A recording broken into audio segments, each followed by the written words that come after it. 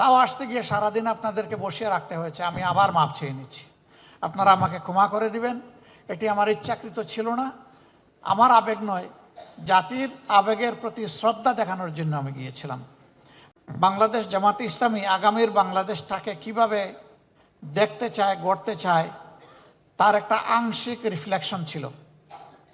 আমি ক্ষমা চেয়ে নিচ্ছি। দাওয়াত দিয়ে আমার গল্পটা হয়ে গেছে টুনাটুনির গল্প। আপনারা সারাদিন ভরে এখানে ছিলেন, মাঝখানে বেশ ভালো সময়ের জন্য আমি উধাও হয়ে গিয়েছিলাম। আমি তার কাছ থেকে এসকেপ করতে চেয়েছিলাম, তিনি কোনোভাবেই আমাকে স্পেয়ার করতে রাজি হননি, যার কারণে আমি বাধ্য হয়ে সেখানে চলে গিয়েছিলাম এবং ডেকোরাম ভায়োলেট করে, আদবের খেলাফ করে ওনাকে ভিতরে রেখে আমি বাইর হয়ে চলে এসেছি।